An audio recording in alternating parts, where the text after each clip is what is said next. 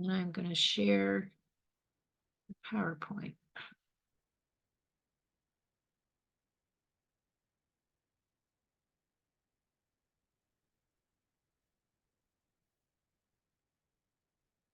Come on, there we go. Okay.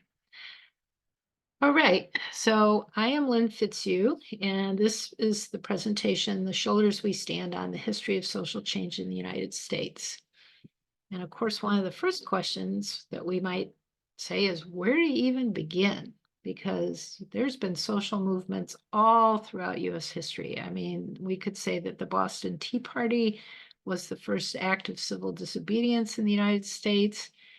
We had US immigrants coming here, fleeing other countries for all kinds of reasons that did have to do with social change. One thing I will remind people of, I think you all have heard me say this before, is Gene Sharp is the author of a book called The Power of Nonviolence. And in that book, he lists 198 strategies for change. Voting and lobbying, which is what most people most readily think of, is just one strategy. So what I'm going to invite you to do as we go along, as you hear me describing things these movements are doing, is notice what are the strategies or tactics that you see them using, and then write in the chat the ones that you see, because I think we're not going to cover 198, but we will be visiting a lot of them. And then the other thing I invite you to listen for is intersectionality, because one of the things that is great about movements is they lift the boat for everyone. And so one movement will help empower another movement. And sometimes the concerns of movements come together to make more things happen. And so it's great for us to notice the role of intersectionality as we're going through this. George Lakey is the author of the book Towards a Living Revolution, which was later published as Powerful Peacemaking. And in that, he talks about 5 stages of change that happen when social change is happening.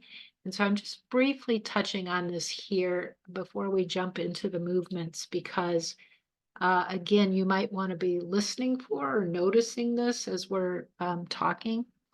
So the first stage, he says, is cultural preparation, education, art, and vision. The second is propaganda of the word, building organizational strength, agitation, rallies, mobilization, counter institutions. The third, he says, is propaganda of the deed, protests which act out the future in the present, confrontations with oppressive structures. The fourth, he says, is mass non-cooperation, political and economic non-cooperation, strikes, boycotts, massive refusals of abusive laws. And then finally, he says all those things can build to the point of living revolution, where power shifts from oppressive institutions to alternative parallel institutions. And he says violence isn't necessary for a complete regime change to happen, because you can have that kind of a power shift where it goes from the old institutions to the new. And there are a few places in the history we're going to hear where that was actually literally starting to happen. So that is really cool to listen for. So where I decided to actually start is with the abolition movement, mainly just because it was such an amazing movement. So tactics that they used was the Underground Railroad, which would be a form of active resistance to a law that was considered immoral or wrong. They did use lawsuits and legislation. There was a very active effort, especially in the Quaker faith, to try to persuade slave owners to free their enslaved. Women were doing public speaking for the first time ever. That had been considered improper before, but women felt strongly enough about the issue that they were doing public speaking. And there was also leadership by formerly enslaved peoples such as Frederick Douglass. The dates that are listed here are 1830 to 1870, because there was a formal abolition movement that took actions up to and through the end of the Civil War. But one thing, so I mean, there you notice, okay, 40 years to achieve that change. One thing that I want to point out is Quakers had by 1774 reached agreement that you could not belong to the Quaker Church and own slaves. So you can see that's about 50 years before the beginning of the abolition movement. But what's even more amazing is that effort within Quakerism took 100 years within Quakerism. There's footnotes that show this kind of organizing that was happening inside that church. So I point this out not to beat the drum of Quakers as much as to just say there are levels that are visible to us and levels that are not visible to us that build on each other inside of a movement. So previous efforts will help move later efforts. The suffragettes is a good example of that. It was several decades after the end of the Civil War that the suffragette movement actually started. But because women had been playing a very active role in the abolition movement, they kind of looked around and said, hey, wait a minute, here we are being concerned about the rights of African American people, and yet we don't have a lot of rights. We don't have the ability to vote, etc. And so the experience with the abolition movement somewhat galvanized women into the suffragette movement. And they used an interesting variety of techniques as well. Oh dear, I'm getting my slideshow moving here. Just a second. Oh no. I don't know what you can see, but I'm having it all goofy. All right, there we go. So tactics that they were using were marches, petitions. The first White House rallies ever, there had not been demonstrations in front of the White House. The first ones were for suffragettes. Women's speeches, which again had been not done thing before then. And then illegally voting. And you see this thing here about Susan B. Anthony voting.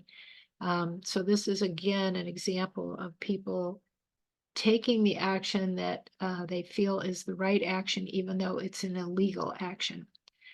Killing them with kindness. They had some really very interesting and I consider somewhat bizarre campaigns where they brought either Valentines or cakes to members of Congress in order to persuade them.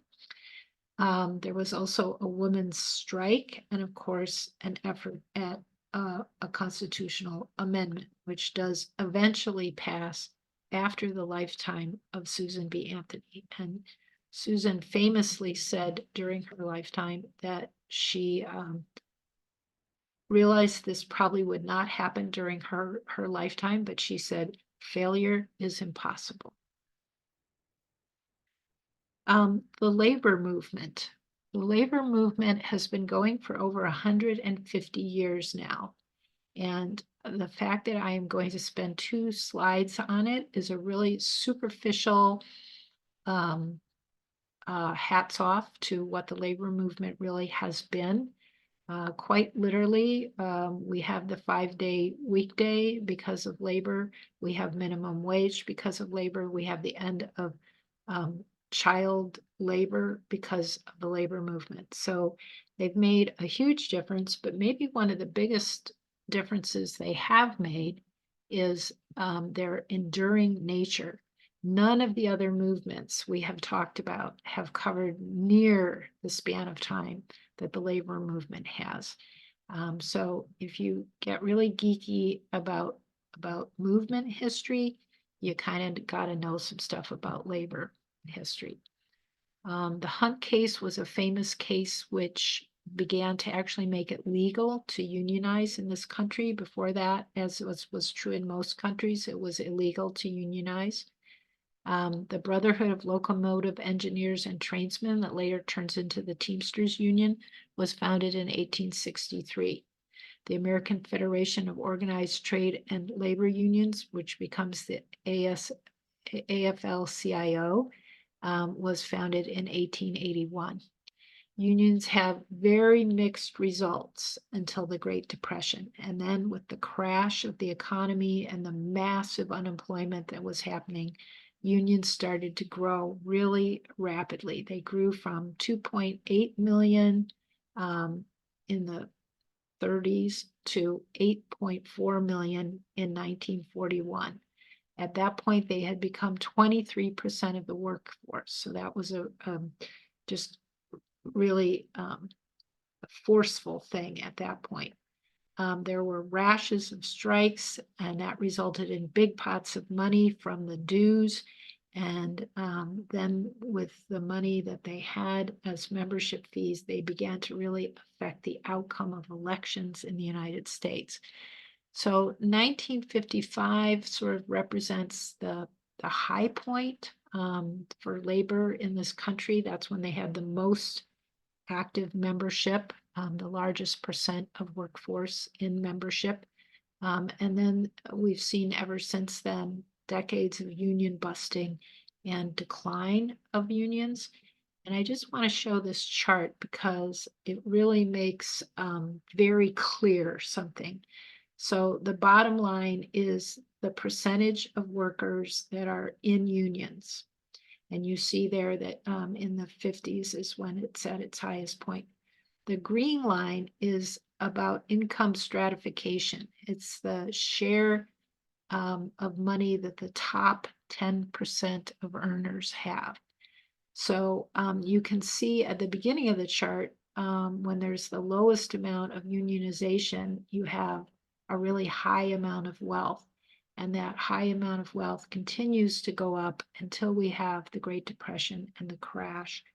But we also have the unions roaring up at that point. And as you can see at the end of this chart, and the chart ends a little before present time, we are now reaching a point of stratification that matches that which was happening in the 30s. We've actually exceeded it now. And so we are now living in the most income stratified period in US history. And we've had the decline of unions quite precipitously. So the unions famously say the unions make us all strong, and they're not kidding about that. So some of their tactics are membership, mutual aid society, which they provide to each other for striking, strikes and picket lines, lawsuits on behalf of workers for workers' rights, rallies, political action funds, and they have used violence quite a bit throughout their history. Okay, we're going to spend quite a bit of time on the civil rights movement, and part of why we're going to talk about that a lot is I don't think there's any other social change movement in US history that has used such a variety of techniques and has had as many different campaigns spread across the country and created as a result as much change. So in 1954, we have sort of the beginning of this with Brown versus the Board of Education and the beginning of desegregation battles. And I should say, between the end of the Civil War and the 50s here where we're starting, we are starting from a place of Jim Crow and segregation everywhere. So a sort of slavery light, I guess I would call it. So we've got the desegregation battles starting, And then we have 1955, the very famous murder of Emmett Till. And that is a picture in the corner of his mother at his funeral. She made a choice to be very, very public about showing the violence that had been done to him. And so this sort of set off a whole wave of reactions to lynchings that were frequently happening in the South by the KKK. 1955 through 1956, we've got Rosa Parks and the Montgomery bus boycott. That lasted 381 days. And the sort of whitewashed version of Martin Luther King's life and the civil rights movement in general that often gets taught in our schools is just like that Rosa Parks was this independent, solo acting woman who was just really tired at the end of the day and decided not to move from the front of the bus. In fact, Rosa was an active member of the NAACP. The NAACP had been planning for some while that they wanted to do a bus boycott, and she saw her opportunity and she jumped on it. And the reason I want to draw attention to the 381 days is the African American people of Montgomery walked to work, and they walked often miles every single day for more than a year. And there were some carpooling arrangements that got made, but there was a lot of walking. And so real dedication and real sacrifice went behind forcing that change and bringing that change to reality. 1957, we have the Little Rock 7, the effort to integrate a high school in Little Rock. 1958 through 1960, Greensboro and Nashville lunch counter sit-ins. There were also sit-ins in parks, beaches, libraries, theaters, museums. So widespread sit-ins happening around the country to challenge desegregation. And once again, people are taking the action that they want to see in the future. I think a lot of times people refer to the sit-ins of the civil rights movement as if people were sitting down in the street or blocking a doorway, as has become popular in other movements. No, they were sitting where they wanted to be. They were showing the world they wanted. 1960, we have the formation of the Student Nonviolent Coordinating Committee, which does a lot of the work of the civil rights movement going forward. 1961, we have the Freedom Riders that are working to integrate commercial buses that are going between state lines.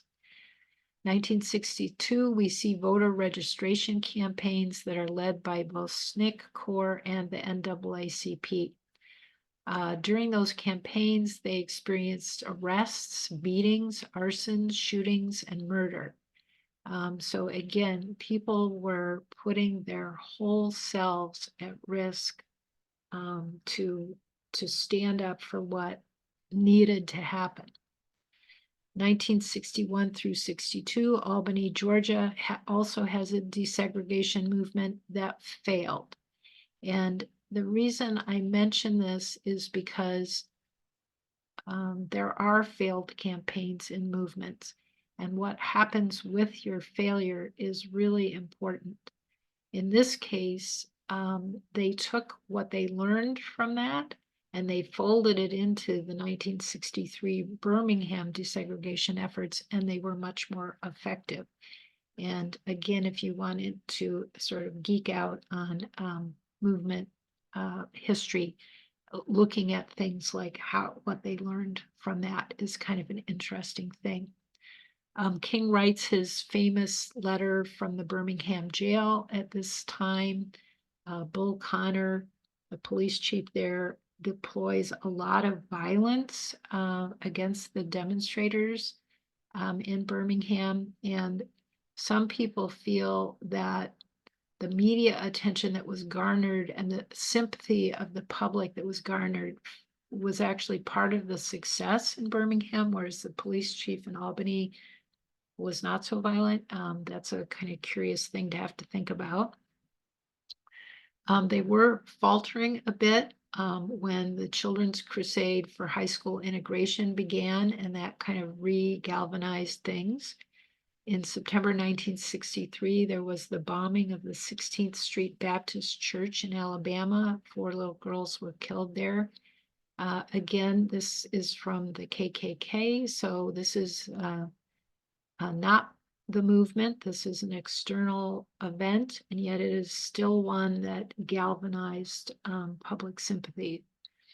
And you will see throughout this history that sometimes some pretty tragic events actually enliven the movement. They draw more people towards the movement. There was a rising tide of discontentment that was happening at this particular moment in time. Oops, how did I wind up on the wrong slide? Let's go back there. Yeah, rising tide of discontentment, protests throughout the country were responded to with violent repression. There were demands happening at this point for low-income housing, job training, and an end to police violence. Anything sound familiar about that? Okay. Now we have a lot of what goes on between President Kennedy and King. In 1963, President Kennedy stopped Governor Wallace from blocking desegregation in the state of Georgia. In June 1963, the president submitted the Civil Rights Bill to Congress. On August 28, 1963, we have the March on Washington and King's famous I Have a Dream speech. There were 200 to 300,000 people there for the event. The demands were for civil rights laws, voting rights, work programs, full and fair employment, and decent housing. There was a meeting at the White House between King and Kennedy, and promises were made. We don't know what would have happened with those promises because Kennedy was shortly thereafter assassinated. With Malcolm X, we see the rise of the Black nationalist movement. Malcolm is calling for the civil rights movement to embrace the right to defend itself, to carry guns, and the philosophy of Black nationalism. Gloria Richardson, a famous SNCC leader, joins him in that. There's a meeting between Malcolm and King. People feel there was some kind of coming together, like they were starting to move a little towards each other. But we don't get to see if that happens because Malcolm is assassinated. April 64, Malcolm gives the speech, Bullets or Ballots. There is what's called the St. Augustine movement that had to do with carrying your guns visibly for self-defense. There was the largest arrest of U.S. rabbis ever happening. They were praying at a pool for desegregation. That is, to me, a moment of intersectionality with Jewish people coming out in support of African-American people. There was the Freedom Summer in 1964, activists from the North coming down to help register Black voters. 3 of them, 2 white men and 1 Black man, are killed by the KKK. 17,000 Black people attempted to register during that summer, and only 1,600 of them succeeded in registering. That's how bad it still was. July 1964, Johnson has pushed the Civil Rights Act through and signs it. By now, Kennedy has also been assassinated.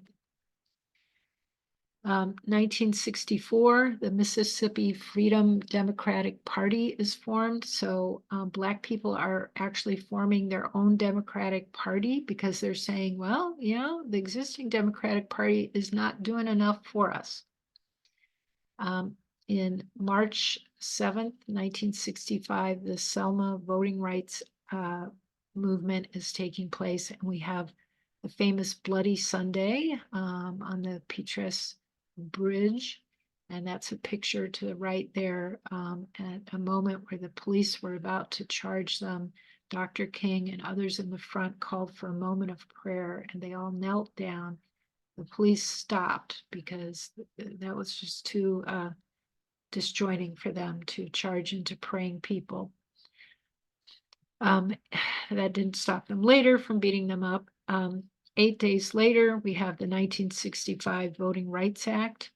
Notice how quickly after that it happened. So this very, very public event, and then is followed by action. The Watts riot of 1965 happened in response to police violence. Notice themes here that repeat throughout history. The Fair Housing Movement of 1966 and 1968. In April of 1967, King gives his first speech where he speaks out against the Vietnam War. So notice here, we've got two movements that are co-occurring, and they're starting to come together. So he is saying a year before his death that he's against the Vietnam War.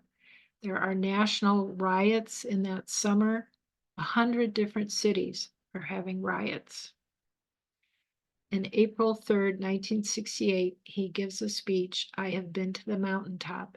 In that speech, he says, "I may not make it with you." He had received so many death threats that he knew he was probably going to be killed. The next day, he is assassinated. He had come to Atlanta to help launch the Poor People's Campaign and the sanitation workers' strike. So where King had come to at that point in his career was he was now branching out beyond civil rights. He was saying it's more than just how Black people is treated, it's how poor people are treated. And he's starting to challenge the inequity in our country across the board, and he's connecting it to the empire violence of our country, to what is happening with the Vietnam War. And many people feel that crossing to that point of radicalization was what led to his assassination, that the power structure couldn't stand that they felt too threatened by where he was going to. A week after his assassination, the Civil Rights Act is passed. I wanted to mention for a minute the music that undergirded the movements, because both the civil rights movement and the anti-war movement had just tons and tons of songs that were just literally the music of the movement. There were songs about civil rights and about war, but there were also protest songs that were sung at pretty much every protest, and there were a lot of them happening at that point in time. So Woodstock is, kind of iconic about that, but really the truth of the matter is all folk singers at that period of time were singing anti-war and civil rights songs during every concert that they were giving. And so one of the things that I've heard activists comment on quite a bit about our more recent time movements is they do not engage music in this same way. And there's a sort of lamenting of that, and also a recognition that we're not making use of the power that music can bring to help strengthen movements. So the anti-war movement was starting in 1965. So notice that this is running concurrent with the civil rights movement. And it goes up through 1972 with the end of the Vietnam War. It started with an anti-draft movement. So we have the first casualties of the Vietnam War and American casualties in 1959, and these are people who've been covertly sent into Vietnam. There's a period of unprecedented student activism. There was a free speech movement that was happening on campuses. There was also all this civil rights movement stuff that was happening, and then rises up an anti-draft movement as well. The draft was targeting lower income men because men who were college eligible were given exemptions from the draft. So it was a sort of classist system. And that was another reason why there started to be resistance to the draft system. In November of 1960, a ring of 1,100 Quakers circled the Pentagon for 2 days. In May 1965, students did the first burning of draft cards in Berkeley, and then that was followed in October by a national draft card burning in New York City. And then Johnson doubles the number of men that are being drafted because he's escalating the war. And that gets a great deal of intensification of the anti-war movement in response to his doubling it. In November 1965, Quaker Norman Morris and 7 days later, Roger Laporte self-immolate themselves. They are emulating Buddhist monks in Vietnam who've already been immolating themselves in protest to the war. In 1966, Muhammad Ali goes to prison as a draft resistor. So here Muhammad is a very famous African-American in the public eye. He is a hero to many people. He makes a choice that could have destroyed his career, but he speaks out very publicly about how wrong he thinks the war is. 1966, Stockley Carmichael, the SNCC chair, challenges the white left to escalate draft resistance. In October 19, so again, we see some intersectionality here between the movements. In October 1967, national turn-in, so they're having people turn in their cards, and they prosecute the leaders. In the late 60s, 1/4 of all criminal cases related to draft status. Just think of that, 1/4 of all criminal cases had to do with people refusing their draft cards. By 1970, they had to go to a lottery system. You know, there was so much non-cooperation happening, and they needed so many people that then they were doing lottery.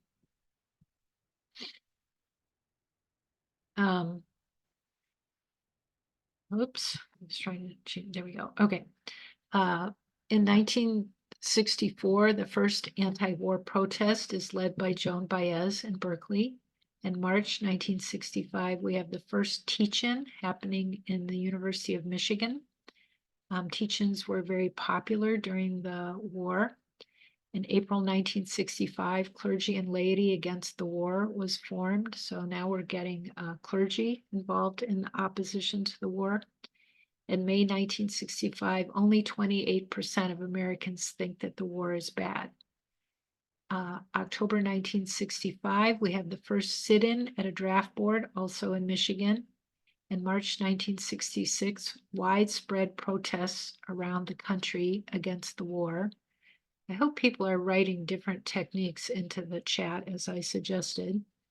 And then we have 3,000 people around the country declaring public war tax resistance. There was a tax on phone bills that was made by Congress just to fund the war.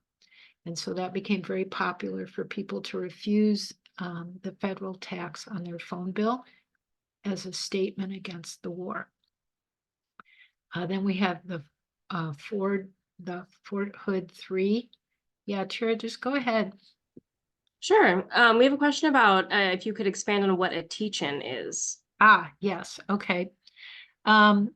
So there were a lot of fairly complex politics that undergirded the Vietnam War. The French had been the imperial country that had colonized it, but then when they left, the U.S. had sort of taken over their role. There was a bunch of Cold War blah blah about communists in Vietnam. There was complete ignorance on the part of Americans about Vietnamese culture or history. And so it was felt that in order to have an effective movement, that people needed to know more. They needed to understand more about the history and what was going on. And so they would there's been student walkouts here recently in relationship to climate change. They would declare a day of no classes. Basically, they would not go to their classes, and then they would hold these teach-ins instead. And sometimes even the professors would join into the teach-ins, and they would have them on all different topics, including practical things like um, how to make a conscientious objector claim on your draft card and this sort of thing. So they were just a very effective way of educating the movement. Thank you for that question, whoever asked it. Okay, then down at the bottom here, we have the Fort Hood 3.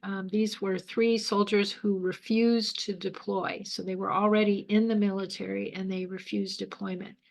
So we start seeing at this point in the war that there's even in the military resistance happening, and increasingly men would refuse service. Even if they were over in Vietnam, they would sometimes just like say, I'm not going out into the field, which was an automatic court martial. In 1967, another Mothers for Peace was founded, followed by the Women's Strike for Peace, which was a march on the Pentagon. In April 1967, King speaks out against the war. In April 15th, 1967, we have the spring mobilization against the war. 400,000 people come out in New York City, another 100,000 come out in Berkeley on the same day. Life magazine does this big coverage of it. The TV shows, the TV news are showing the body bags unloading every night. They would read the list of men that had been killed that day on the news. They did that to honor their service, but it made war real. It was very different than what has happened for us during Iraq and Afghanistan, where that was all kept out of the American eye, so we wouldn't see the price that was being paid. And there's been a lot of discussion about the fact that the powers that be realized that the visuals of Vietnam made it worse, and that they've put real effort into not having those visuals for our later wars. In May, the Vietnam Vets for Peace organization was formed. Prior to that, all veterans organizations sort of glorified war. The Vietnam vets were very outspoken about the horrors they had been through and really speaking out for the ending of the war. June 1967, we have the first violent protest outside of a Democratic fundraising event. In July 1967, 52% are now disapproving of the war. So remember, in the previous slide, it was 23%. Now it's 52%. And 56% announced that they feel that we are losing the war. In October 1967, there are protests on campuses in Wisconsin and against Dow for making napalm. And there's been, ugly visual pictures of Vietnamese people covered with napalm. So the American public is saying, no way, Dow, we don't want that. October 1967, there's the first march on, another march on the Pentagon. And October 1st, 1967, 30,000 draft evaders leaving the country. By that point in time, that's how many had left the country. So April 26, 1968, 1 million high school and college students boycott school. That's on one day, 1 million people boycotting. April 17th, 1968, there's a protest at the Democratic Convention. The police violence is very bad. You can see it there in the picture. And that is where the chant, "The whole world is watching," is born. The protesters started chanting that because the news was covering it. And for at least a decade or more after that, it was a check against police violence. If the police started becoming violent, protesters at any protest would start chanting, "The whole world is watching." And the police knew exactly what it meant. All year, the presidential race is polarized by Vietnam, and then we have Robert F. Kennedy assassinated. October 15th, 1969, the moratorium to end the war is a protest that takes place all across the nation on that day. In November, Sam Melville and Jane Albert and others bomb a military installation and an induction center. So this is a turning point in the movement. Movement members are now starting to use violence. By the end of 1969, 69% of students identify as doves, meaning pacifists. The end of the war, 1970 through 1973. So in March of 1970, we have 2 SDS students hijack a ship with napalm in it.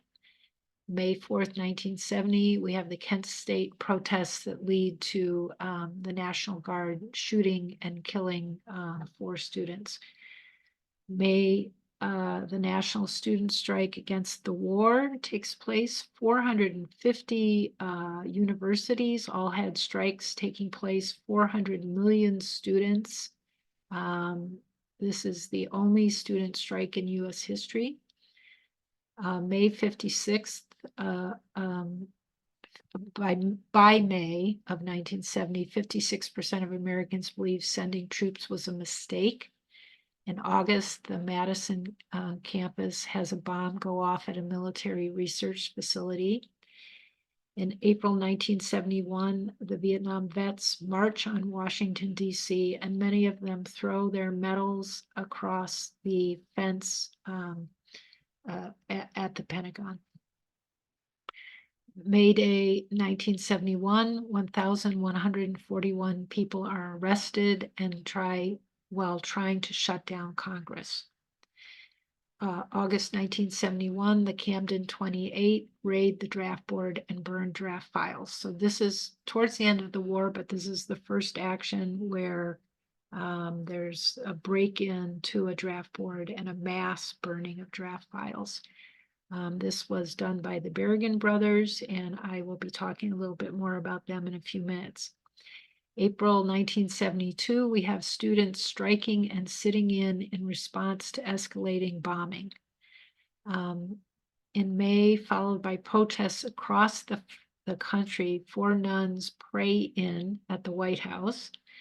And in 1972, this issue is central in the presidential elections. And in on January 23rd, 1973, Nixon announces that the U.S. will withdraw. A ceasefire happens. 64 days later, the U.S. is gone from Vietnam.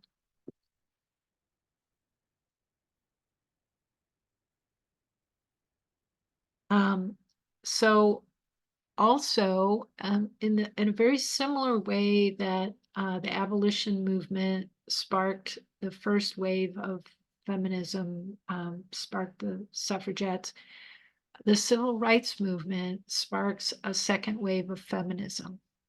So in 1963, we have The Feminine Mystique and The Second Sex are books that come out that start to really impact women, as well as the book Our Bodies, Ourselves.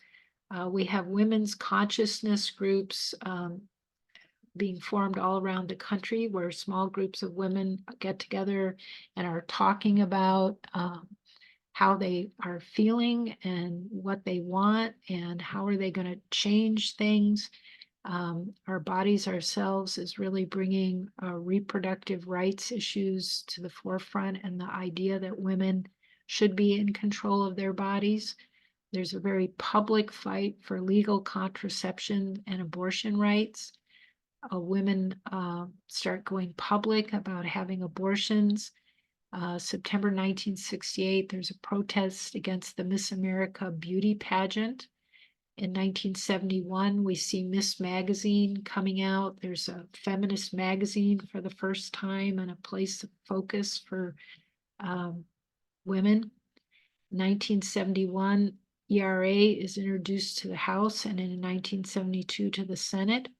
Once it's passed by both of them, it has a deadline of March 22, 1979 for it to be passed by 2/3 of the state so that it can be an amendment to the Constitution.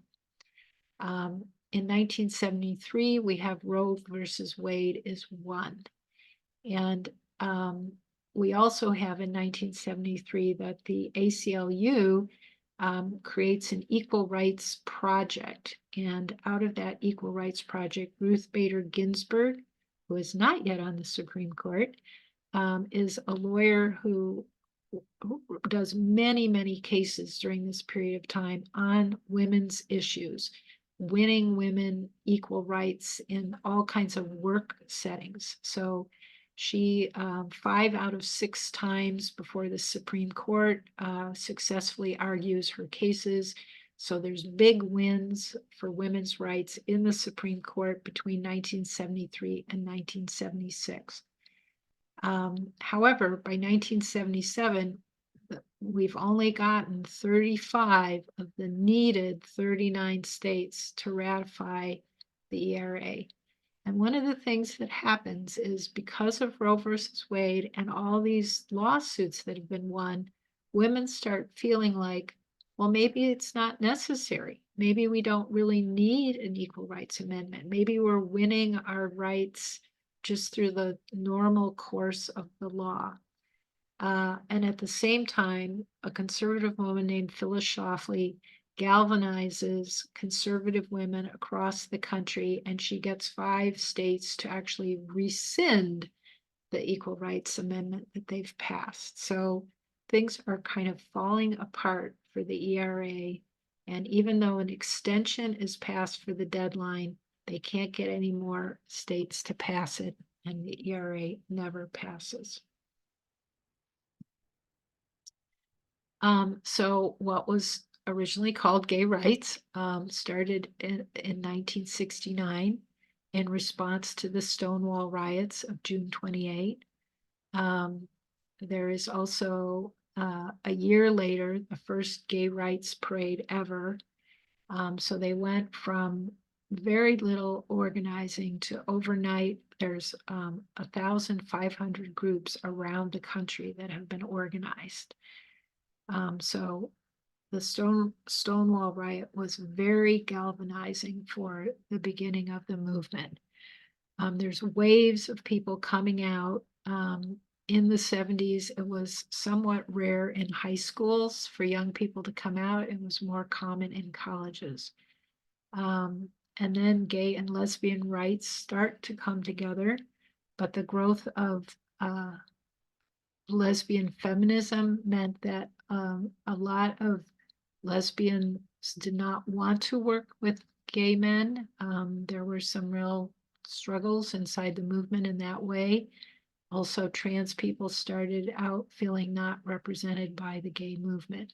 So this is something that over many years becomes a more unified thing, but it doesn't start that way. In the late 1980s, the AIDS epidemic is raging and is unaddressed by public health. So in March 12, 1987, ACT UP is founded. ACT UP stands for AIDS Coalition to Unleash Power.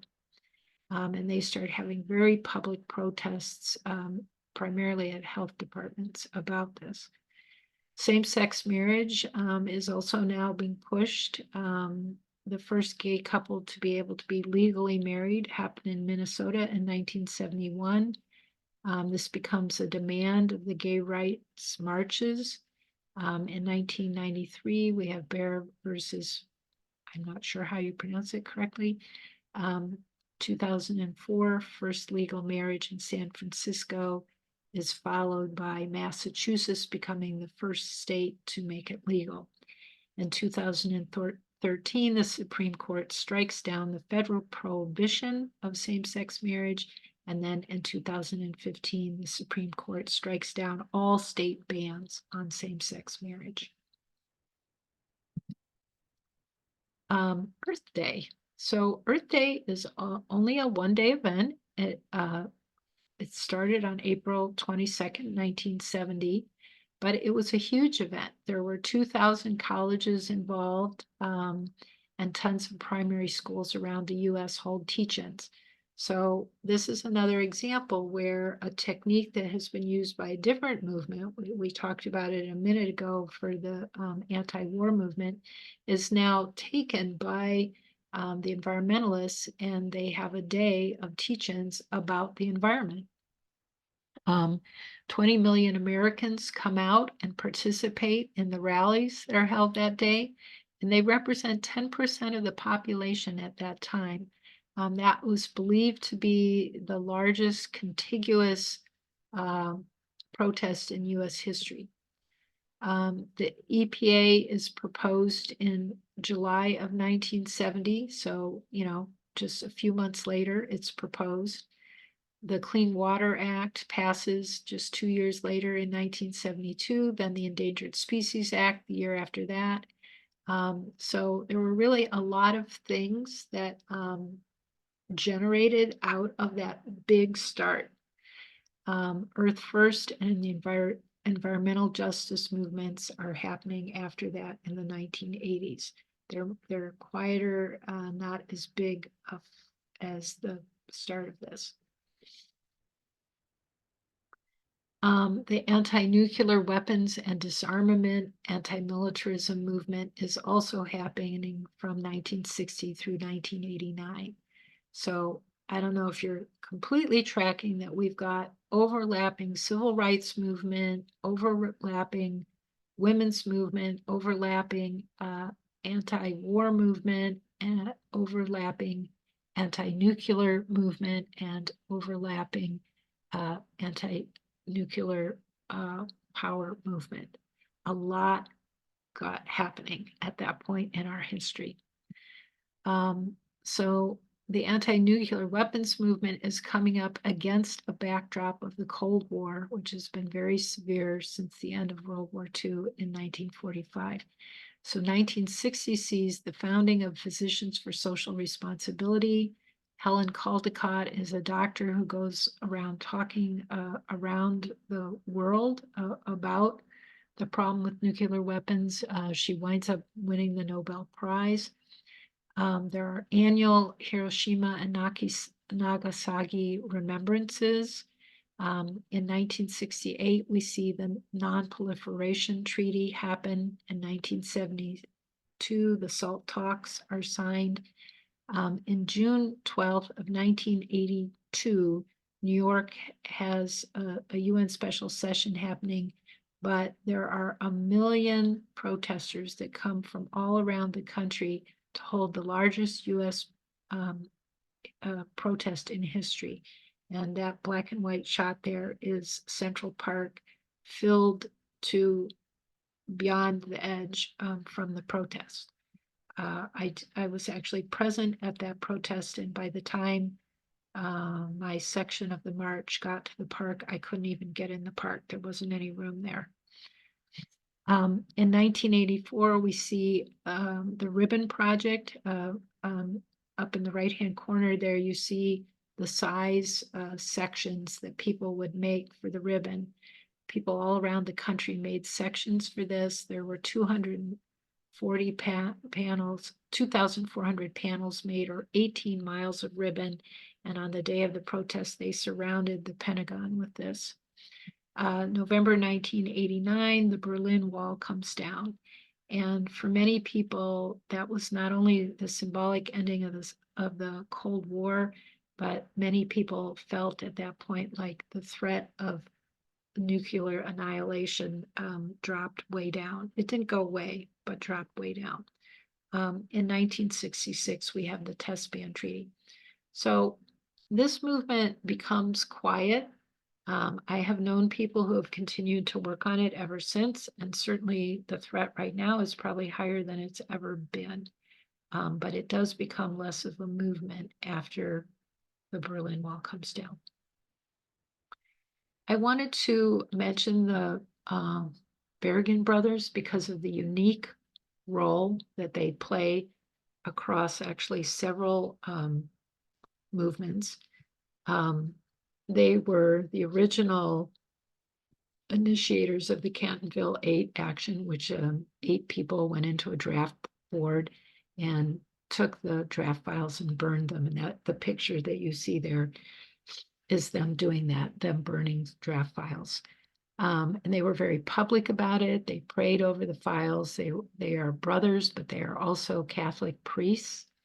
And so that was a kind of radical left of the Catholic Church. There was a Catholic worker movement at the time that was started by Dorothy Day, who started homeless shelters all around the country as part of the Catholic worker movement. So there was a really radical call to service as part of the Catholic worker. And the Catholic worker houses often sort of seeded this plowshare action, which started in 1980 and has continued to the present. It is based on the biblical injunction, beat your swords into plowshares. They would go into US military silos, which, they had to sneak in or break in, and they would either beat on the silo in an attempt to damage it so it couldn't be used, or they would pour their own blood, which they had previously put in a bottle, on the site. It probably won't surprise you to know that the US military does not take kindly to these kinds of behaviors. And so they were always prosecuted for these actions and often did years, I think in a couple cases, like 16 years for these actions. But despite the fact that they were made examples of and sent to prison for a long time, there was something that spoke so much to people on the left about taking this kind of really personal and radical act of protest against the threat of nuclear annihilation, that there continued to be actions.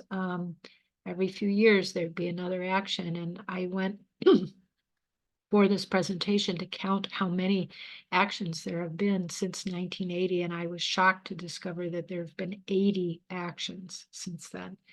And of course, we're kind of oblivious to that because the media does not even cover it.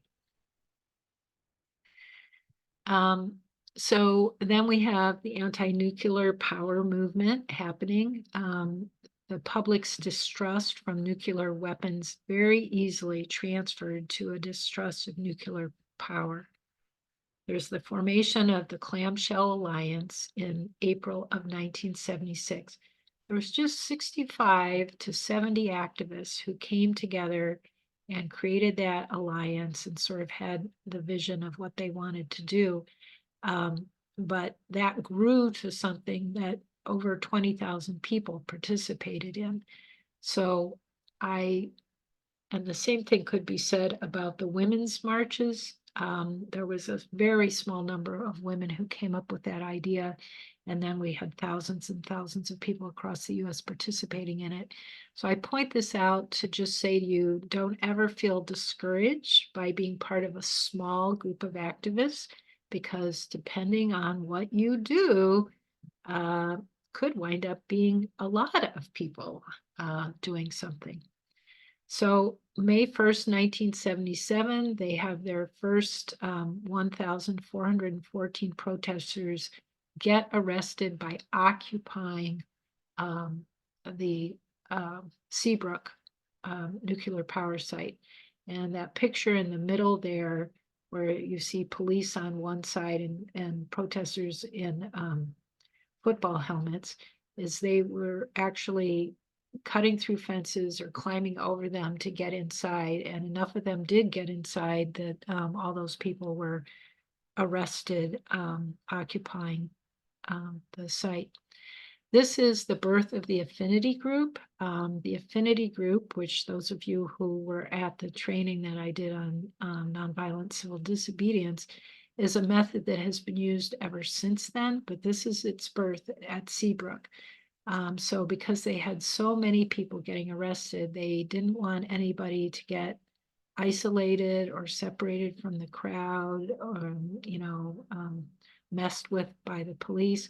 And so people were put into groups of 6 or 8 that would look out for each other. And they also could make decisions together. And so the group could decide to move from one spot to another spot or to engage a different tactic or whatever. And it's very significant for horizontal leadership, and it provides a lot of flexibility in an arrest situation. So that was followed by a protest of 20,000 people. They agreed not to get arrested at that time. The decision to not get arrested created a great split in the movement. There were a lot of people who were angry within the movement and felt like they weren't being as radical as they had been the year before. Other people felt like, no, it was really a good choice because it allowed a much larger number of people to participate. Only a year later, the accident at 3 Mile Island happens, and there's massive evacuation of people in the area. And that was a transformative moment. We see from 1979 through 1988 that 67 reactors that had been planned are canceled. And investors are no longer investing in new nuclear reactors. So while 3 Mile Island was a tragedy, it was also what Elise Boulding calls a pivot point, because the movement already existed, because they had already for years been working to try to get the public to understand the problems with nuclear power. They were able to seize that moment to really drive home the point that it's not safe. And that's why we see all the cancellations happening. So most of the reactors that had been built between 1970 and 1990. There are still ones built after 3 Mile Island that had been contracted for. But after Chernobyl happens, the accident in Russia, there are no more built until last year. 2 were built in Georgia. So this is, we're seeing a lot of rollbacks of things that happened in the 70s, rollback on Roe versus Wade, rollback in civil rights, rollback on environmental rules. We really need renewed action to keep our gains. Oops, what just happened there? Sorry, folks.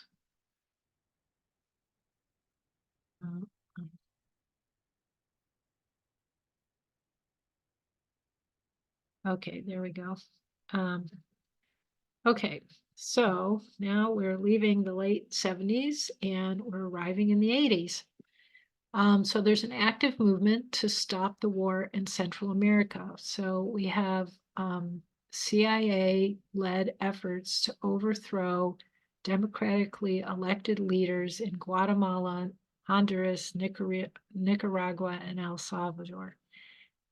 So activists with a very clear memory still of stopping the Vietnam War take up the idea or the theme, stop the war before it begins. That was an actual bumper sticker.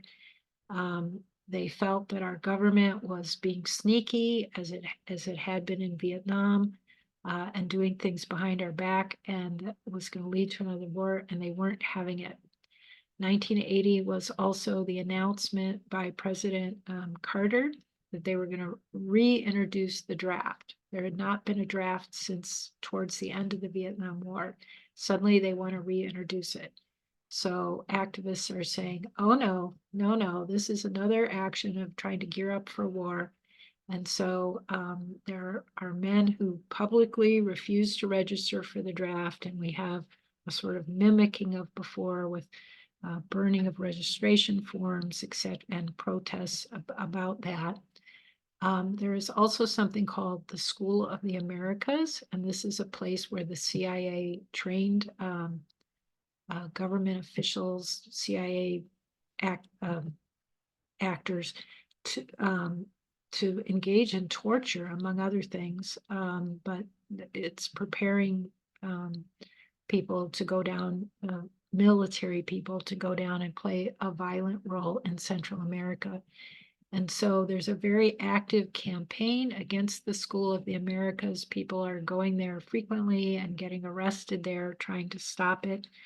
The protest you see at the bottom with the crosses is one of those protests at the School of Americas. And they often did what they called presente. So each of those crosses has the name of someone who's been killed by the death squads down in Guatemala and Honduras, etc. And they would do public readings of the names of all those people who've been killed. Witness for Peace was an organization trying to make use of a white U.S. privilege to protect activists in Central American countries. So white activists would go down and accompany activists there in their countries because the CIA was unwilling to take those acts of violence when an American citizen was present. It was actually quite effective.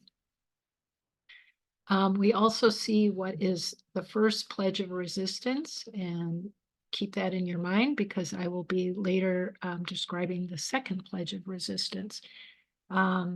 The picture to the right is me getting arrested, much younger me getting arrested during the Pledge of Resistance.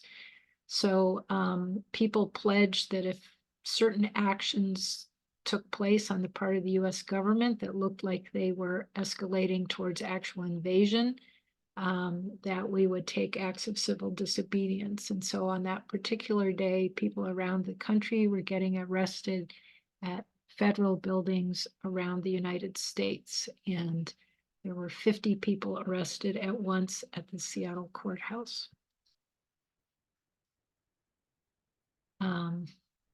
Then we have WTO in 1999, the Battle of Seattle. This is actually only a week-long thing, but I put it in here because it had such a tremendous impact on Seattle. So the World Trade Organization was having an international conference in Seattle, the intention being to make a treaty, a worldwide treaty, that was considered detrimental to labor and environment and to local control. So labor and environmentalists really came together for this protest, which was not a common pairing. And there were literally 3 days of battles in the street. You can see a picture there of the police spraying sitting protesters in the face with tear gas. There were 40,000 protesters in downtown Seattle. It was quite literally a takeover. Then we have the Occupy Wall Street movement in 2008. This is in response to the foreclosure crisis, mainly created by Wall Street's mismanagement of things. A manifesto is created by the activists lining out what needs to happen in our country. It spreads overnight. I mean, within a matter of weeks, we're getting occupies all around the country. Seattle, of course, had one as well. You will remember mic check, people repeating back what people were saying because they didn't have actual literal mics, but it was a way of communicating in a large crowd. There was a very active attempt at self-governance and making decisions by consensus.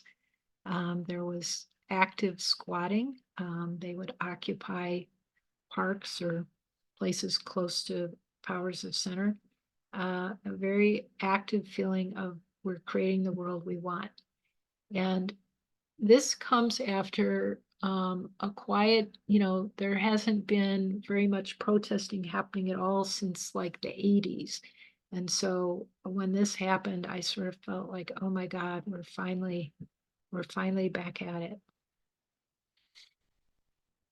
The climate movement really started to rise up in 2007 in response, I must say, to the movie An Inconvenient Truth.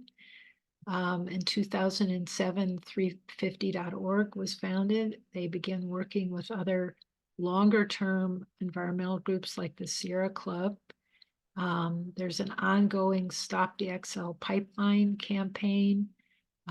This is where we see the second pledge of resistance. So there's a pledge made that if the Obama administration were to take certain actions that looked like they were going to approve the pipeline, then thousands of people across the country had pledged to get arrested resisting that.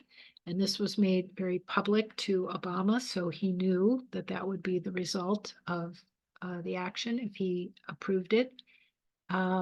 I was a pledge signer this time as well, and I'm happy to say they never asked us to do it because he eventually did cancel it.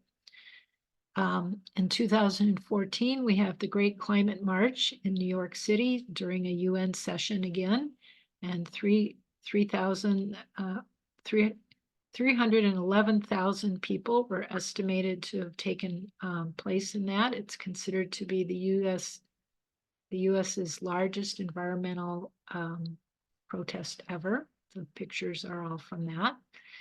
And then in April 2016 through February 2017, we have Standing Rock, where many people are coming to support the tribe there. No DAPL, trying to stop a pipeline that was going to go against the tribe's wishes across their land.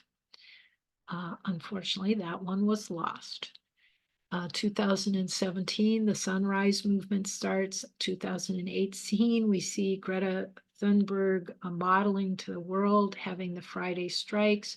More and more Friday strikes are happening around the world. It's becoming really a lot of momentum. And then, of course, COVID hits. And I still live in sadness and wonder of what would have happened if COVID had not hit, because that one felt to me like it had legs.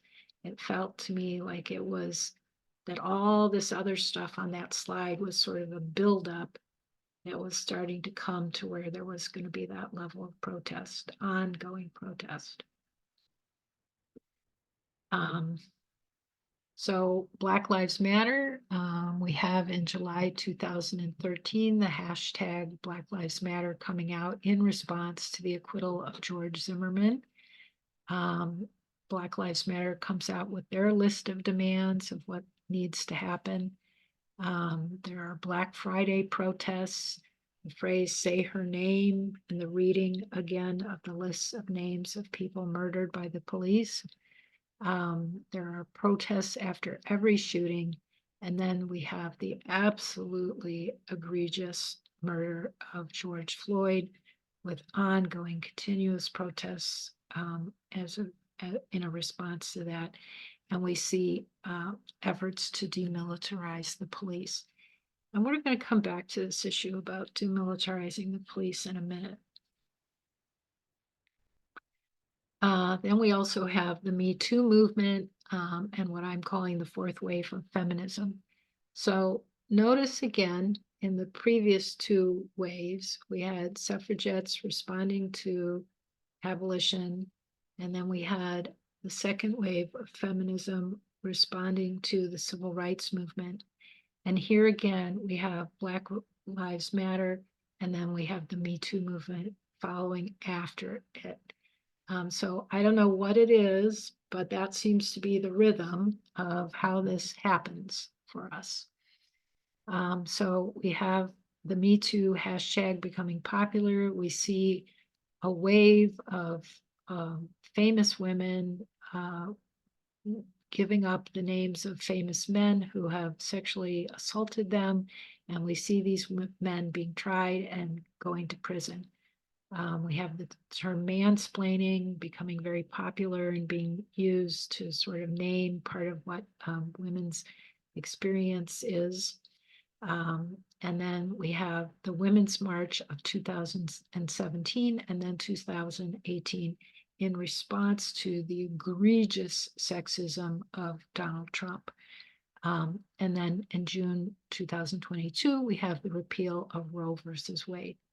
And I have a question mark here about how long does this wave go? And what I am waiting with bated breath to see is I think it's very possible that the absolute transformation of our November election will be women coming out in rage to vote because they're so mad about what's happening about their reproductive rights.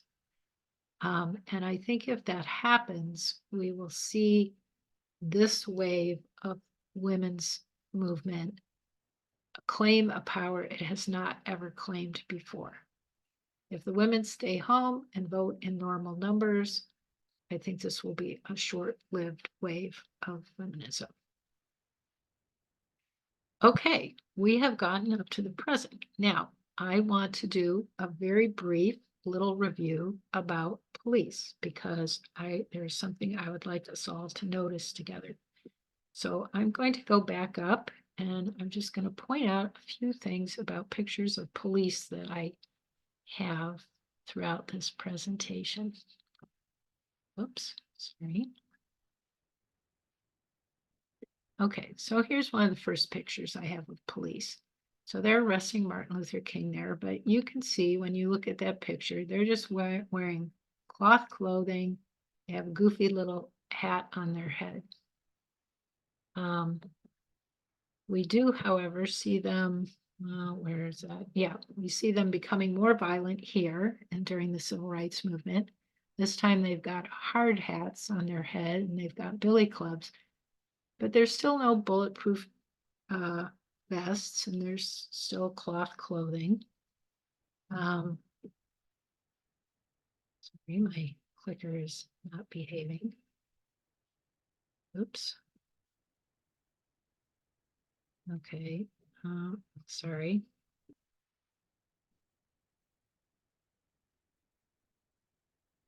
Okay, all right. So at this point, during the Vietnam War, we see things like the Kent State shooting. So here we've got hard hats, still no bulletproof vests, but the police are certainly starting to act more violently. But let's see here. Sorry, I'm having. Yeah, we already did that slide. Sorry.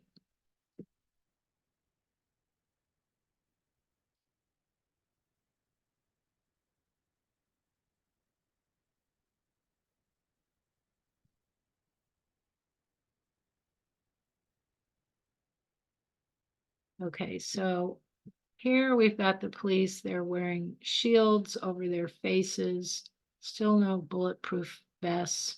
And even though you see them dragging someone in the lower one, they again are in cloth outfits. So, and here I'm always sort of amused. You can actually see a police officer moving my elbow so it won't get bumped on the door. So, we're seeing now decades of the police more or less the same. What happens? Now we see this. The bulletproof vests, the visors, using the tear gas. What has changed? What has changed is the Gulf War has ended.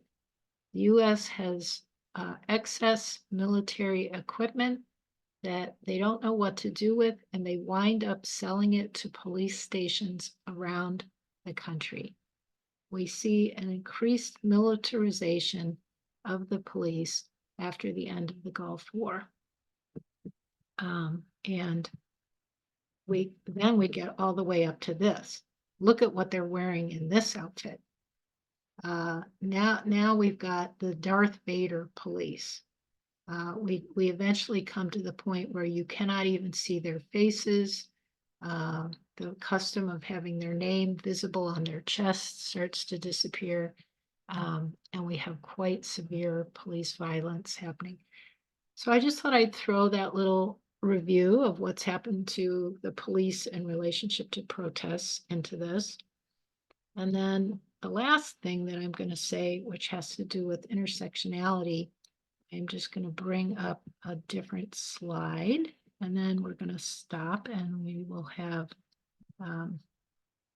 a question and answer period. Let me share the right screen there.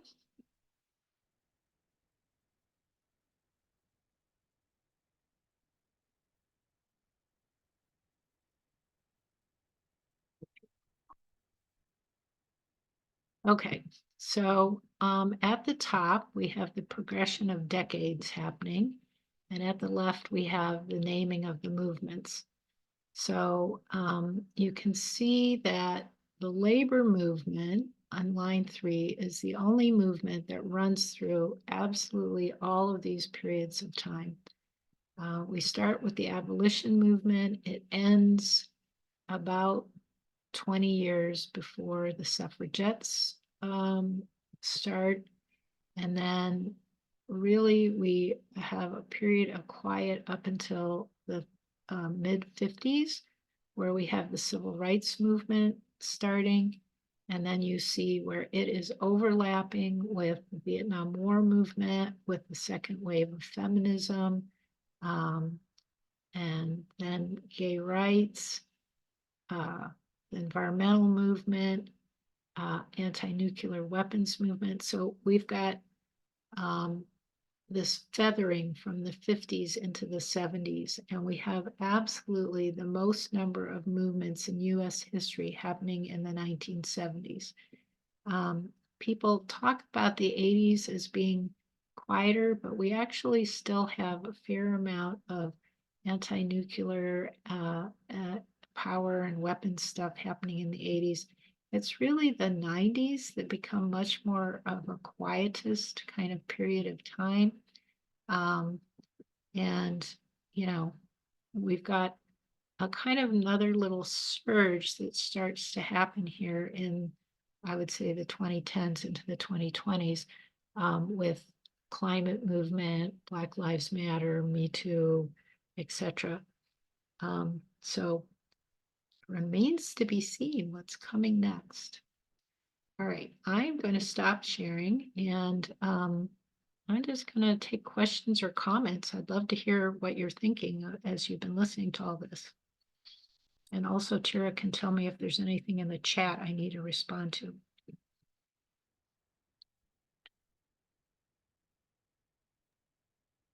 think we got all of our questions answered in the chat. Okay. I wanted to know about the mic drop strategy. So because these were organized so spontaneously and with no money, they would have crowds of literally hundreds and hundreds of people trying to communicate to each other and do decision making, and they didn't have a mic. And so they would say, I want to say, and then the crowd would say, I want to say that the police are behaving in a very tactical way. I see they're bringing tear gas. In a very tactical way, I see they're bringing tear gas. And the whole meeting would go like this, this call and response sort of thing. They were being a human microphone. It was quite fascinating. And when you were done with your turn, you would say mic check, and that was the way of saying I'm done. And for years afterwards, there were occasions where people would need to be heard, and they start this up with each other. How many Let's see. times have you been arrested? 4.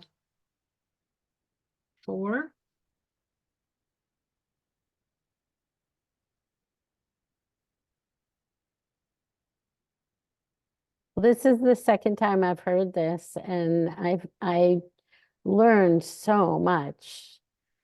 And if you're curious down the road in a few months, I have some design ideas because there's so much content, and I think if you could think about visualizing the information, it might be easier to digest. Visualizing meaning having more pictures. Is that what you mean? No, there's a whole field called data visualization, and it's yeah, we can have a longer conversation about it. Okay.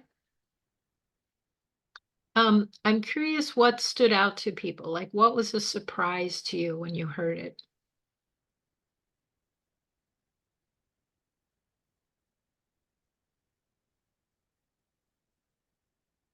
I think a lot of it I had heard you talk about at the direct, not a lot of it. I mean, you gave a lot more information obviously this time, but I think especially knowing how long the labor movement has been going on is really interesting. But I think most interesting and most frustrating, I think, is hearing about how all of these movements have been going on for so long and how much of this has been rolled back recently. And I mean, a lot of it feels like because of, lack of education around the history of these movements. And then, people getting comfortable in like, the bread and circuses of our country. I guess it's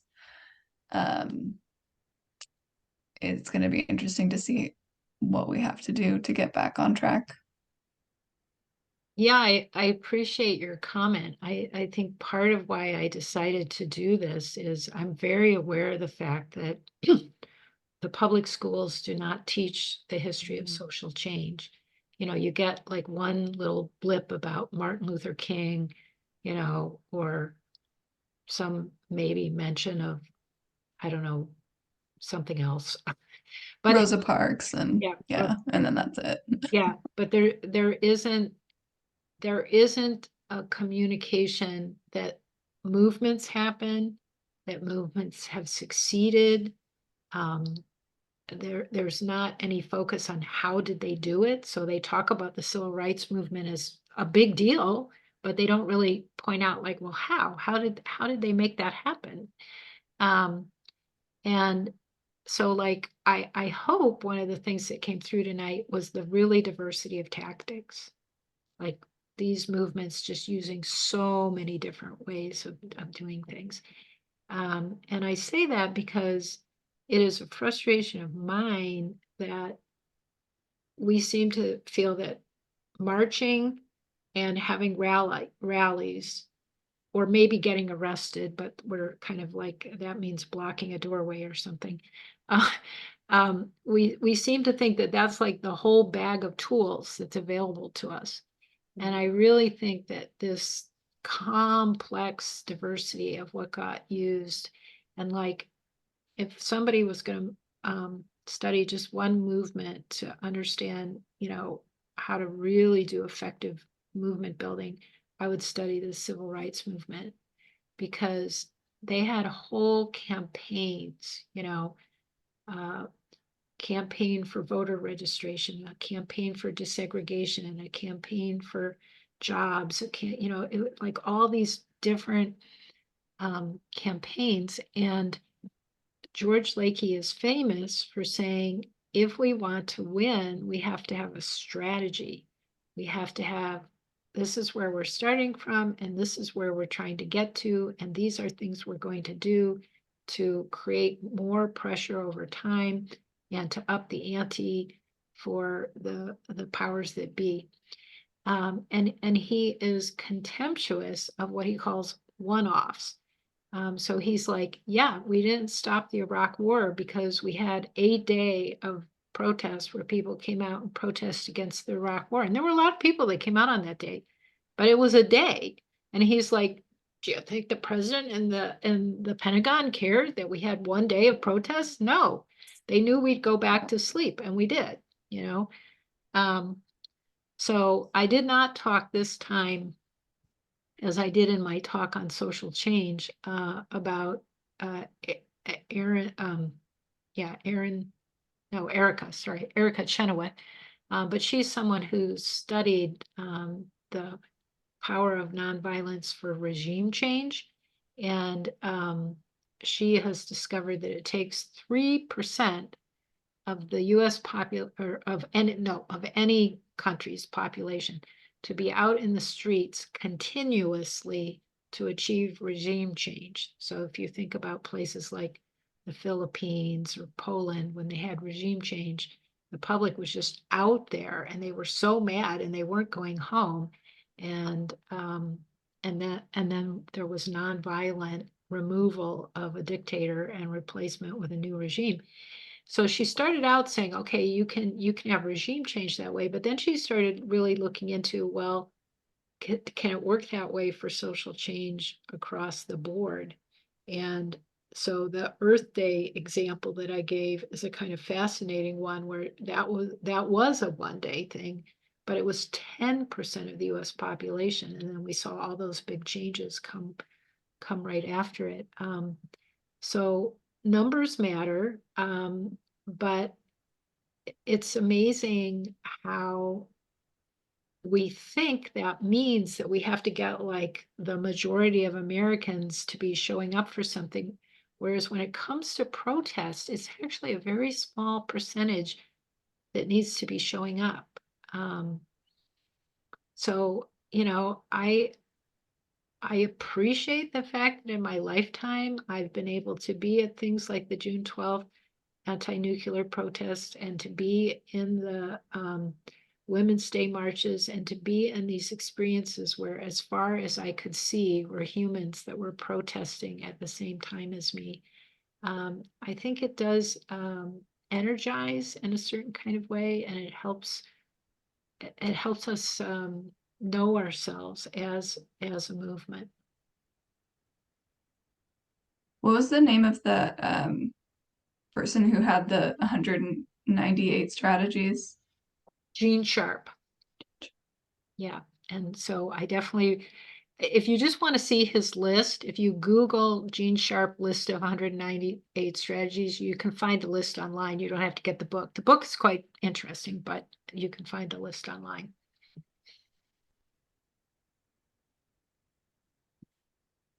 So Lauren answered the question about what surprised you.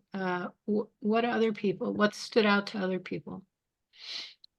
I think you're talking about music was something that, like, I didn't come into this thinking that we would bring it up, but I actually was thinking about, like, there was such a robust like folk and like protest music like scene, and like their songs, like I think today we still mostly are using like those songs, like If I Had a Hammer or Solidarity Forever. And like looking at like the Iraq War, one of the most recent or like things that we can really look back on with perspective, seeing like what happened to the Dixie Chicks like makes me, who had some of the just the most like a very small like amount of public protests using their platform, and were blacklisted, threatened, such a huge backlash to them. Meanwhile, like pro Iraq war music is like promulgating. Mhm. And I wonder like how I think you find I find most like most political music in hip hop. And I think it's gonna make me like look for, like, I guess think a little bit more about like how we can use music in protest, because I think it's really helpful for like focusing, like especially like keeping people together, and focused on what's happening. Yeah, Um, I think one of the reasons it was so powerful in the civil rights movement is because they were literally bringing songs out of the Black churches into the streets. And so it was really easy to get the whole group to sing, because they were songs that they knew. And then it was so widespread between the civil rights songs and the anti-war songs happening at the same time that you weren't the Dixie Chicks. You weren't the group that was protesting. It was just what music was doing at that point, Mm, right? mhm. And so I I've been part of conversations where people have sort of lamented that current day movements don't have that kind of music to bring into the movement. And at least with climate change, I sort of understand the problem. I mean, how do you sing about climate change, right? I mean, you're talking about a thing you cannot see, but is there and is just sort of disastrous and horrible. It's pretty hard to make music about that. But I I realize that folk music is not the popular music of the day, but for those of you who have any fondness for folk music, my favorite current folk singers of social justice music are coming to traditions on April, I think it's 14th, and it's Emma's Revolution, uh, lesbian couple who have been singing social justice songs all through the 90s and aughts and now into the 20s, and have just very uplifting social justice songs. So I'll give a little shout out for them.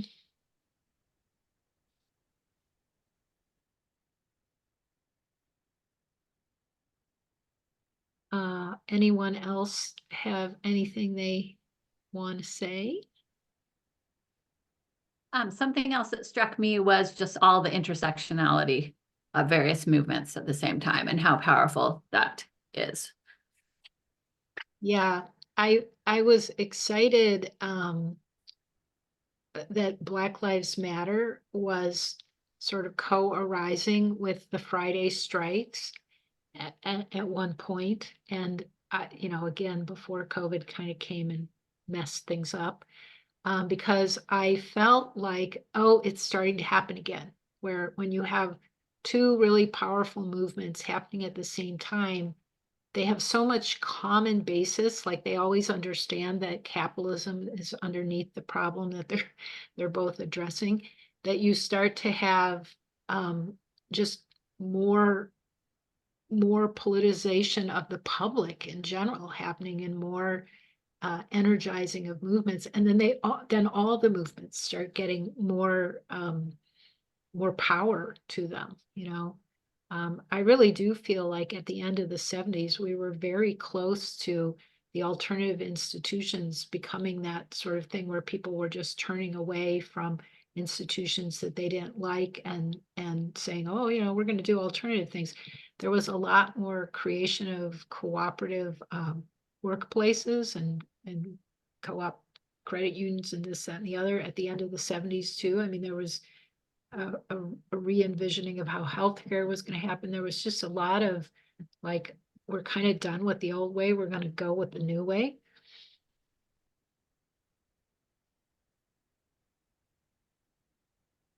I'm wondering, Chris, if you have anything you want to throw in. You lived through quite a bit of this history.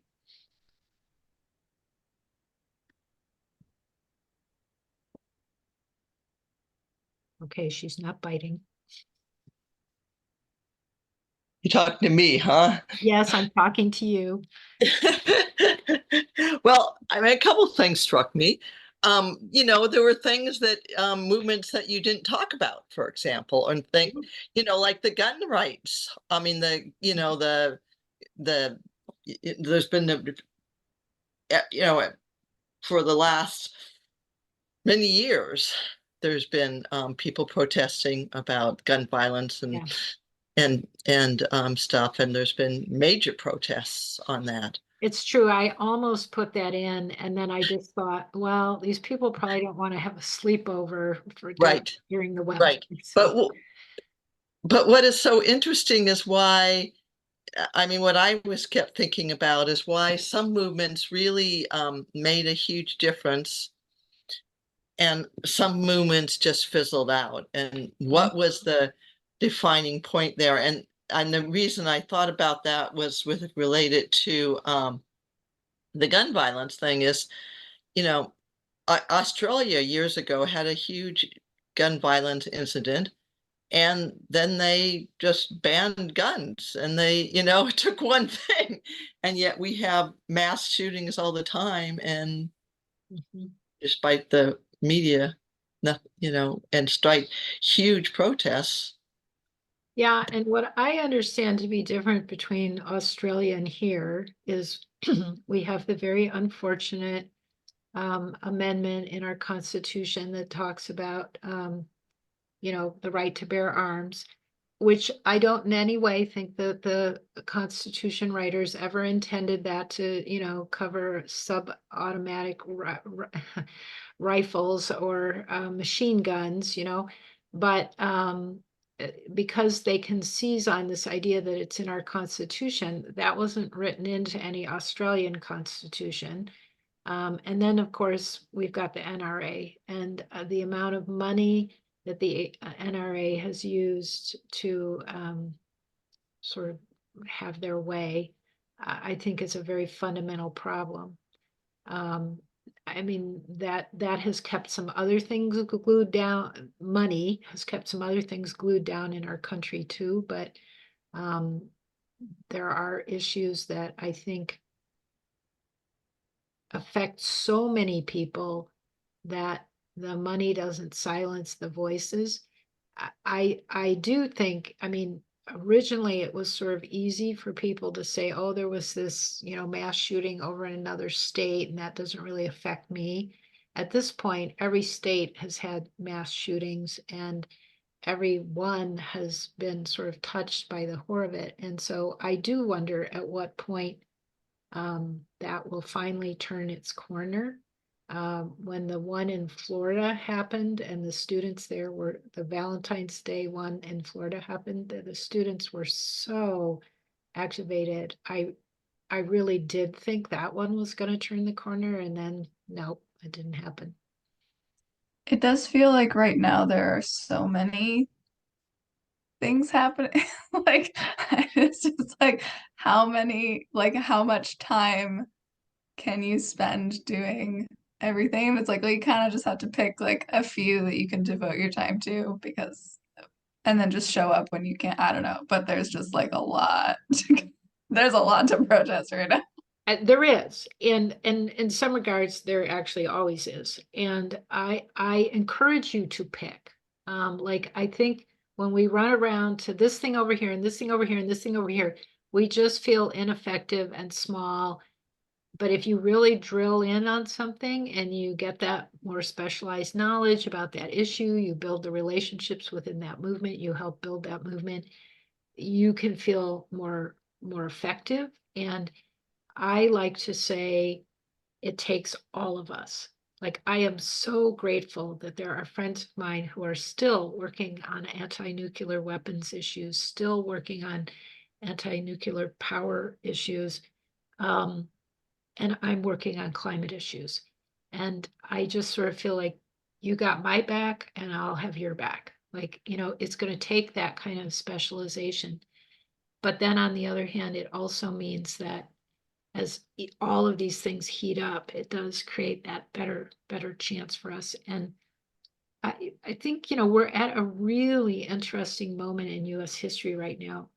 George Lakey has said this very interesting thing. He studied what allowed the Scandinavian countries to become socialist at the point in time that they did. And one of the things that he noted was their society had become highly polarized, both economically and in terms of some other things that were happening in the country. And that polarization sort of heated to this breaking point that then broke through into their turning into a socialist country. So his message for the last 5 years has been, don't worry about the polarization we're experiencing right now. We're about to break through. I hope to God he's right. Well, Yeah. because what I wonder is that, it seems like there's, and maybe that's not true, but it seems like in the past there was bigger protests, and it seems like, ever since Trump got elected, there's been lots of protests in many cities, but they haven't had the impact, and maybe it's the numbers, I'm not sure, but it's like protesting has become normalized, but the normalization has made it less impactful. Well, I think it goes back to George's comment about strategy. We're still kind of doing one-offs. I mean, here were this 2 women's marches that were gigantic. Right. They were a whole year apart, and there was nothing in between that like kind of moved that in some strategic way. So they wound up being one-offs, even though there was so much power there that could have been tapped. I mean, if you look at the numbers that came out, but there wasn't a strategy that went with it. Yeah. So, this is the thing, is we have to learn how to do strategy. We have to really have a plan. I think we're seeing more of that come out. Like recently, I've seen a lot more with like the protests for Palestine, like very intentional, like boycotting and divesting and And getting people to vote on the ballot. yeah, Yeah. voting and like calling representatives and like apps that have come out. Like there's this app called No Thanks where you can like look up the products that you're buying to see if those are supporting apartheid, and then you can choose to spend elsewhere. And then there's like another app that someone just made where every time you open a social media app, it sends an email to your representative. Like I feel like there's more strategy happening. And like technology it's really cool to see like what technology is able to add to that list of 198 strategies, As long as it's going to the congressional reps. Tira doesn't want to have to open more mail. I just want it to be mail that is relevant to something we can actually do. I work at the state legislature, for context. Gotcha. It was really, I think, uplifting, or it was not, just seeing how long the labor movement has been like a tie. Like that is, I think, the real like intersectional mover. And I'm always thinking about how I think one of the main things that like keeps people from engaging more with politics is how exhausting our days are, that we have to give most of our day to our job to survive. Yeah. And then the rest of it is for like our ability to live. And so what ends up happening is that the groups who are experiencing, whose ability to live is most limited by like systematic oppression, are forced to have to fight for themselves the hardest. And that is kind of the pattern of it. But it is like, I was really, really hoping for a bill that was in the state legislature this year that would grant unemployment benefits to striking workers. And that would be one way that would give people, that would help support people so that we can sustainably do mass non-compliance, because that's really where it forces change, is in companies. And so I was pretty pissed off that it made it almost all the way to the Senate, and the Senate killed it. And it is incredibly frustrating to see just basic labor supports be, yeah, to not, that they, yeah, we are can't pass them as a state. I think it's going to come back next year, so I'm really hoping for next year. So like in the meantime, I think looking for like mutual like aid groups, which is really what has been like historically how people support themselves during strikes. Because we can't strike sustainably if we can't take care of ourselves and our families.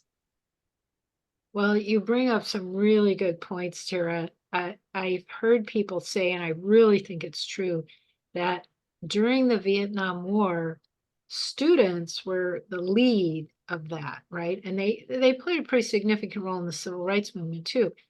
At that time, student debt was not really a thing. Like most there, college didn't cost as much. People weren't going into massive debt to get through college.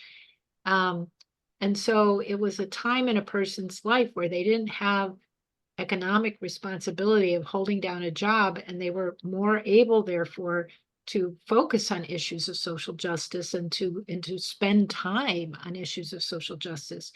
And really, ever since, I don't know, the late 80s, they've created so much student debt for people going through college that we don't see college movements now. We don't see students engaging in that level of activism. And so some people would say again that that was actually sort of a deliberate strategy. And, I have heard people who have never belonged to a union sort of say when union busting things are happening in our country, oh, that's too bad, but see that as the union's fight and not our fight.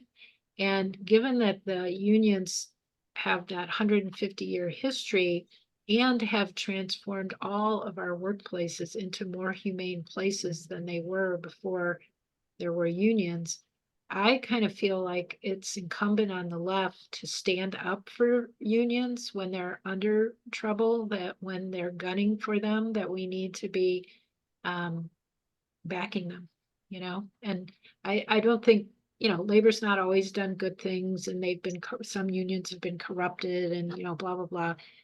But that's not an excuse to turn your back on them. Labor, the labor union also had great songs. Yes, they did. It's true. More about music. Before we say goodbye, I want to see if Carissa or Matthias want to say anything.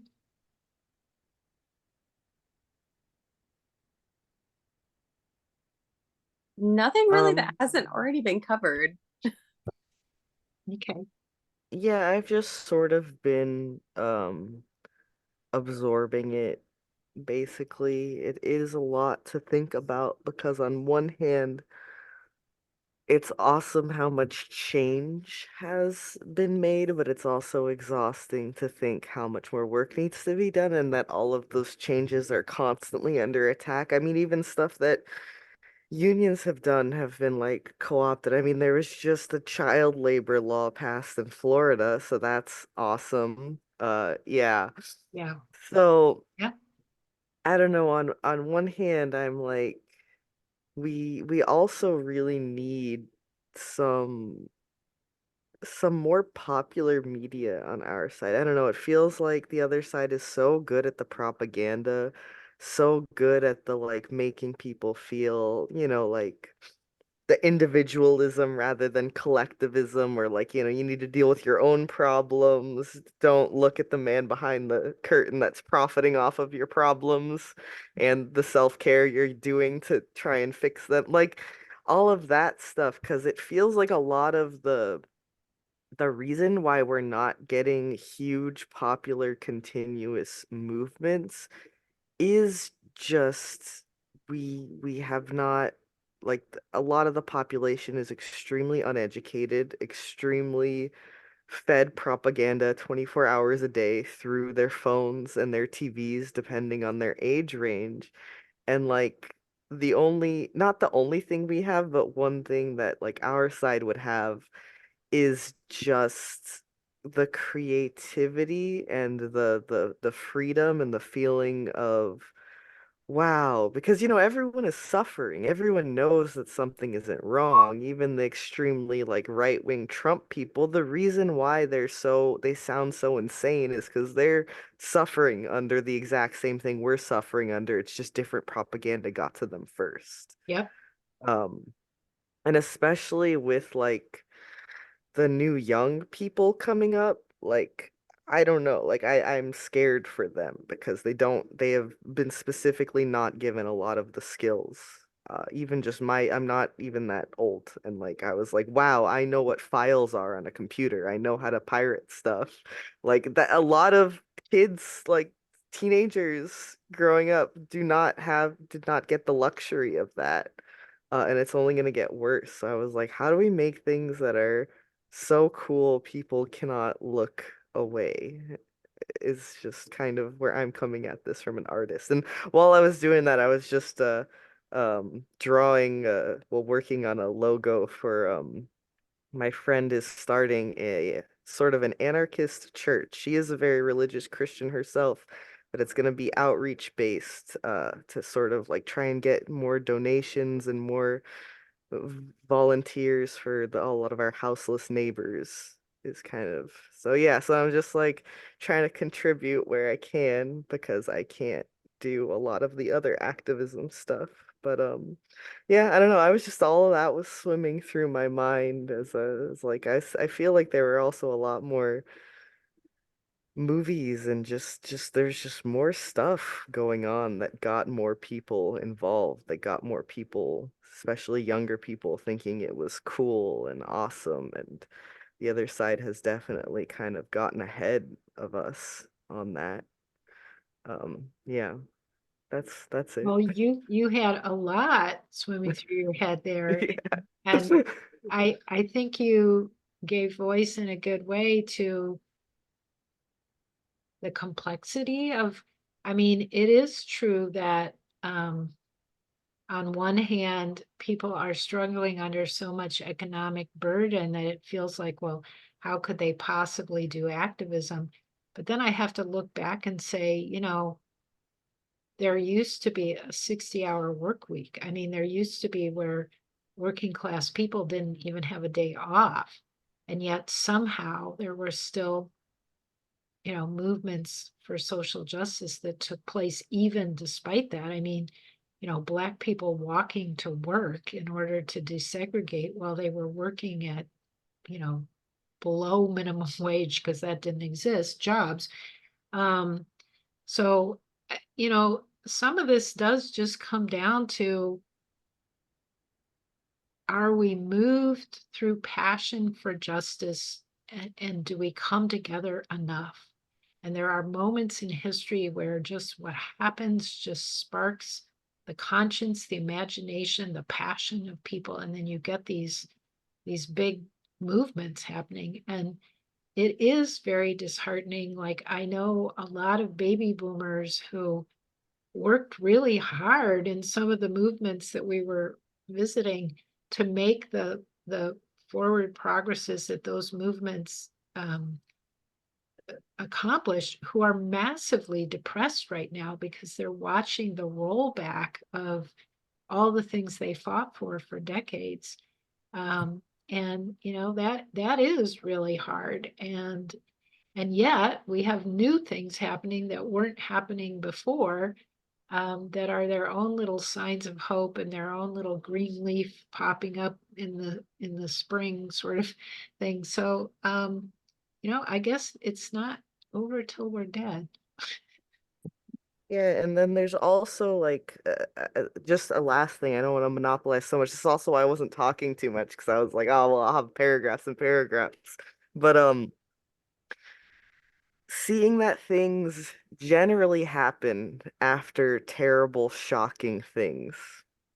Considering how many terrible, shocking things are happening, and also just how many people are being radicalized. Like it doesn't feel like we have a lot of people on our side, and it doesn't feel like a lot of people are showing up to stuff, but I am just seeing in like certain spaces, especially online, like people I've known since high school who were like had some views then like are starting to be like, yeah, free Palestine, like stuff like that is happening. And I really think it's just, yeah, we need something that people feel like they're doing that makes a difference. Because all those people who are posting, they're still sitting at home. You know, they're not actually going to anything. They're not actually doing anything. They're not actually sending calls to their representatives. And that's why I was like, gosh, it really feels like it's a cultural propaganda thing right now. Like, you know, I, I love yeah. I love that you're bringing up about what radicalizes people. I remember being at a gathering one time of men my age who were refusing registration, and we went around the room and everybody said what event had happened in their life that had radicalized them, what event had made them feel like um, they were rejecting the norm that had been taught to them. And it was interesting because they were all the same age, but they were naming different things. And as you alluded to, Matthias, they were almost all bad things. They were bad things that had happened in US history, but they were moments where people realized, I've been sold a bill of goods and I'm not having it anymore. And so I think you're right that a lot of people are getting radicalized. The problem is because we aren't taught social change, people don't know what to, as they sit with that frustration and they sit with that feeling of it's not right what's happening, they don't know what to do.